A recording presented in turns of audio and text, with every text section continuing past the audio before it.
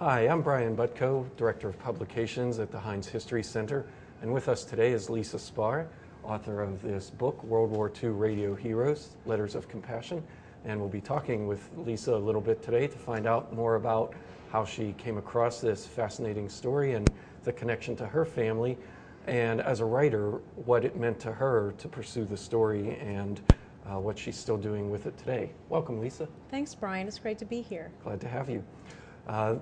When I first found this book, I was really amazed that yet again there's a World War II story that seems to be unknown to everyone else, and yet it's really engaging, fascinating, and what happened meant a lot to a lot of people at the time. So I'm hoping you'll tell us a little bit about your own discovery, how you came upon the story. Well, I'll tell you, I was happily working in Washington, D.C., working with veterans, and I came home to my family's house in Wellsville, Pennsylvania, one holiday season, and I started to explore the trunk that my grandfather had, or it's the trunk, we all have them, that holds the contents of things for people that aren't with us anymore. And in there I found his smoking pipe, his spectacles, I found his dog tags. I found some really wonderful things from his life, and I found this cigar box, and it said war letters. And I thought for sure it would be love letters between him and my grandmother. But in fact, what I found was 69 letters and postcards written from absolute strangers. They were all across the country, from New York to California. And they were writing to my great-grandmother to tell her that they heard over shortwave radio, just like we have here, that my grandfather had been captured in North Africa and he was being held by the Germans as a prisoner of war. And it took me weeks to truly understand what I was looking at in those 69 letters and postcards. But again, these were absolute strangers who took it upon themselves to write to a woman hundreds and thousands of miles away from them, who they'd never met, just to say, "Madam, I heard over the shortwave tonight that your son's been captured and he's being held as a prisoner of war." Now, I found these letters in 2005. And it was so amazing to me to reflect upon that time in history, but then also to discover a piece of it that had never been written about was really astonishing. So I met with a lot of the historians that I knew to see if I was the only one who didn't know about this great story. And they all said, "Lisa, you're really onto something. That's a very powerful message to share." And so we wrote a book about it. When I found the letters, and as I said, it took me weeks to really understand what I was looking at and what it meant, I started to ask people around me if they thought the story was worth sharing. I, of course, thought it was, but I was also biased to the content and who the letters were written to. But unanimously, everybody said, "Lisa, this is a really amazing story about how good we can be to one another, how strangers behaved during a time of crisis." And so everyone was supporting me to write a book. And it truly felt like a responsibility on some level to reach out to the original authors, or try to first say thank you. Thank you for writing my family in 1943. And then secondly, to share the story with so many people, hopefully millions of people that had not heard of it before. That was really important, because you have this group of, I call them radio heroes, so-called ordinary men and women all around the country, using their radios to listen to Germany and Japan, to listen to the propaganda radio stations. And they're doing this wonderful deed for other people. But nobody really knows about it unless they receive those letters.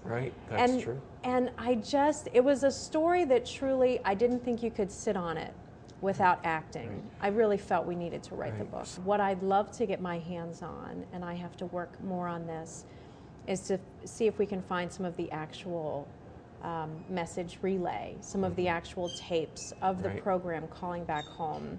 And then we would be able to discern whether these additional messages were truly spoken over the airwaves. But it was very interesting. One woman from Pittsburgh, Corporal Magdalene Hallfield, she was in the Hotel Henry with the First Aid Ambulance Corps, and part of their service was sending out letters that they heard about American POWs. And in her letter, which is quite lengthy, She never calls my grandfather a prisoner. Instead, she uses language such as, "I heard about Robert's safety over the short wave this evening. I'm glad to know that he's safe, and I look forward to him being returned to you and your family." It was very interesting looking at the language that people chose. And I think many of them, they were also listening for their own loved ones.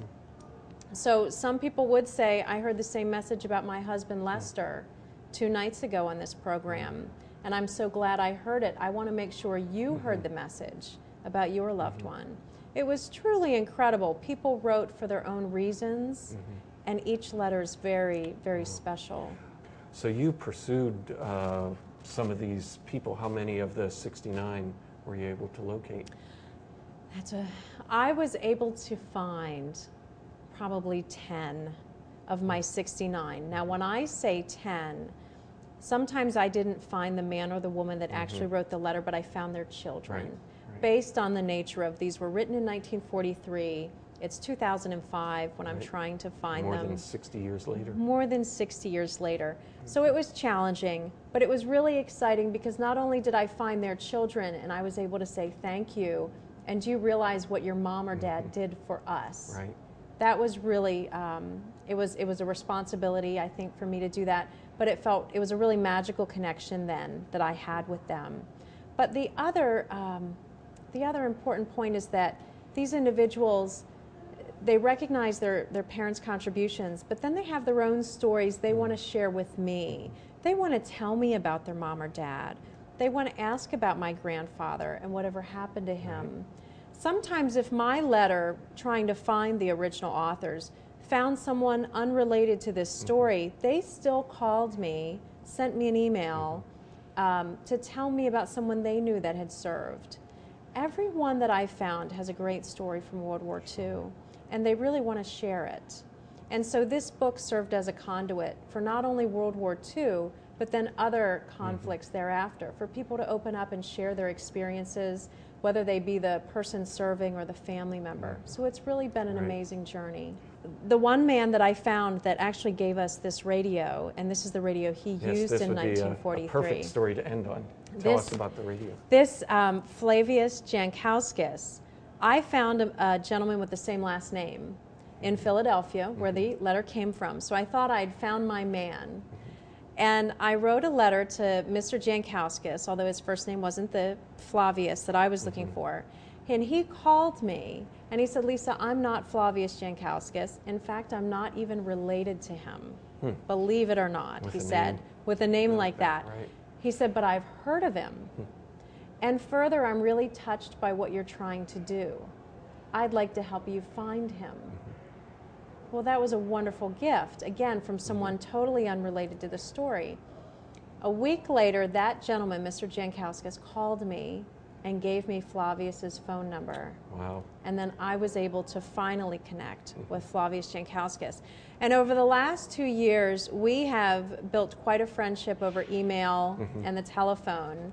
And he shared with me why he did this. He kind of chuckled. He said, "Lisa, you're calling about those letters." And he kind of, for him, it was just something he did back in 1943 to be a part of the effort, to serve in his own way. He loved radios. He listened all the time. He heard a message that he felt was really valuable to somebody else. It never crossed his mind not to send a letter. And so we've built a great relationship. I went to visit him finally about a month and a half ago. He's alive and well, living his life still on the radio, still very active as a ham radio operator. And he gave me the gift of this radio, which is a Howard 430. And this is the actual one he heard my grandfather's name on in 1943. Wow, and of course the significance, his picture on the cover and here in the book with his letter next to it. And right there is the radio. Yeah, it was wonderful to find him and to be able to thank him for his contribution. And in fact, he was 16 when he sent this letter to my family. And shortly thereafter, as we know, lots of people told a little white lie about their age to join the service during that time. Shortly after sending this letter off, he joined the Merchant Marines, and he started sailing ships for the war's effort.